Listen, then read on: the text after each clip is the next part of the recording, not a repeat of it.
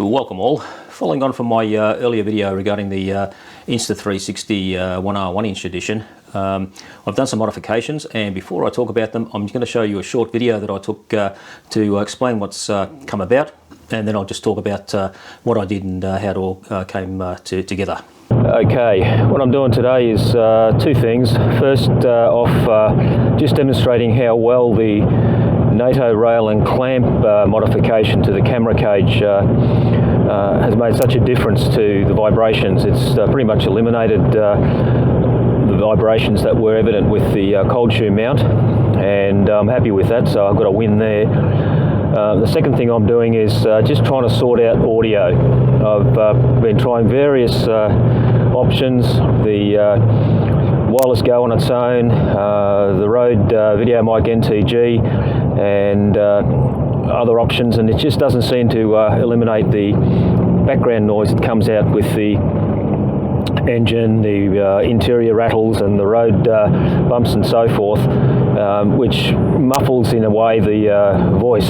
So I'm trying to experiment with different options, and at the moment I'm just using a lav attached to my lapel, and just to see whether that assists a little bit by amplifying the voice over the background noise, and if that works I'll be pretty happy. I'll have another win there, but I'm not entirely confident at the moment because it's just one of those things that the omnidirectional mics seem to be picking up quite a lot. The NTG positioned facing me didn't do much good, and it's very difficult to get rid of the droning noise that gets picked up in Fairlight or anything like that. There may be software that can reduce it, but even noise reduction and so forth applied sort of doesn't do a great job of improving the vocals. So I'm just doing a bit of a test this way just to see whether this might work, or whether I might need one of those mics that go right into your mouth if you want to record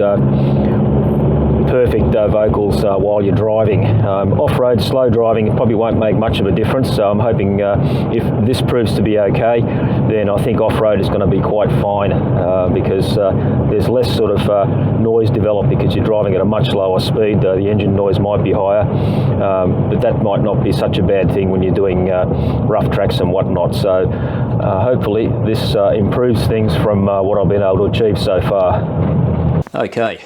As you can see, the vibrations inside the vehicle have just pretty much been eliminated, and how I did that was basically get a NATO rail clamp, attach it to the ram mount suction cup system that I had previously. I was able to shorten the actual distance between the ball joint and the end part because of the clamp itself, but what actually really eliminated the vibrations was the fact that the NATO clamp attaches really solidly to the camera itself. The cold shoe invariably starts to loosen up, and as you're driving on these rough roads, the vibrations start to loosen things, and it just starts to wobble all around.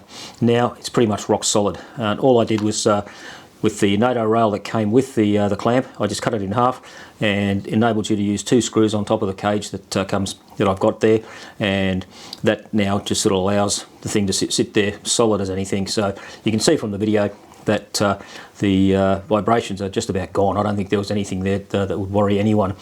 Now the other thing that I've done is I've modified one of my Freewell filters.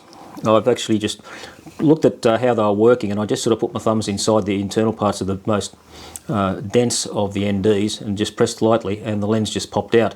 So that gave me the opportunity of putting a 46mm filter ring inside the leftover space, and again with Gorilla Glue, glue that in. So I'm still getting vignetting, but it's not as bad as it was before, and I've got a much smaller profile on the lens itself, and I've also got a little 46mm lens clap that can go on there, so I'm no longer putting my greasy fingers onto the lens every time I'm just moving the camera about.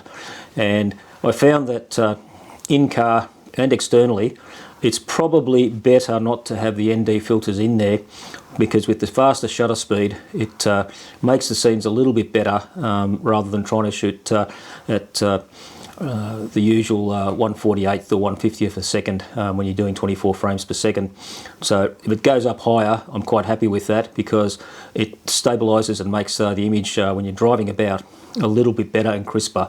So that works quite well. And the other thing that I've done to the cage itself is I've got a little clamp, cable clamp basically, that I've attached modified so I can screw it into the cage, and that now holds the USB-C audio plug in quite neatly. So when I want to take the camera out, I can just pull it out, the USB-C component stays in place, and I can just push it back in and it's ready to go. So that really does work quite well, and I'm happy with that because every time when I download something I've got to pull things apart, and I don't want to pull this section out, so the camera just comes out and I can change the battery easily enough, and it works quite well.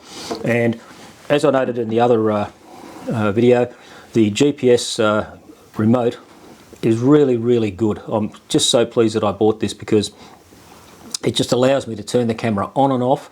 It allows me to start and stop recording, and what I've noticed also is that if you're not using it for a particular period of time, it will auto shut off, so that's actually good. Occasionally I've still had that issue where the unit will not turn on, and I've got to turn the camera on first before it connects, so there's something going on there. I'd like the idea that it disconnects from the remote so that it's not drawing power, even though the Bluetooth low power systems might be pretty good, but for some reason it does it either automatically or not, so I'm not too fussed about that. It hasn't been a big drain on the battery, so I'm not worried about it, and I keep an eye on it anyway. But that little remote is absolutely brilliant. I'm so happy that I've got it, and I wish other cameras would supply something like that. If the Blackmagic camera had something as good as this, I think everybody would be over the moon. But that's it for this particular one. Now, as you can see with the video, the audio is something that I'm still trying to come to grips with, and there was quite a lot of the background noise coming into it, the rumble of the tyres on the road, some rattles in the car, the engine itself, and I was able to get rid of a fair bit of that with Fairlight, but I think I've got to do a lot more practice and study in how Fairlight works and how to get some of these noises out of the system. I think it's possible to do so, but not entirely. But the audio was certainly far better than what it was before, and what I was doing was just basically using a lav attached to the collar, not to the lapel, close to my mouth as possible, and that going into the wireless go. And the reason that I use the wireless go, as I noted in the video, if I'm getting in and out of the car, if I'm putting the camera onto the bull bar, I don't want to disconnect things off the camera itself. I'd rather just have the thing in my pocket, and I'm quite flexible, so if I do anything with the camera, I've got the audio always on me. As I noted there, maybe one of those little mics that go near the front of your mouth might work better. Rode sell a little wired system which you can actually attach your lav mic to, but I don't think I want to go that far unless I really have to, and I don't think I do. A little bit more experimentation and learning with Fairlight might resolve some of the last niggling problems that I've got, but overall I'm quite happy with the outcome that I've got so far. The vibrations internally have gone, and audio is certainly improved, and I think probably have done as much as I can with it, and I'm really happy.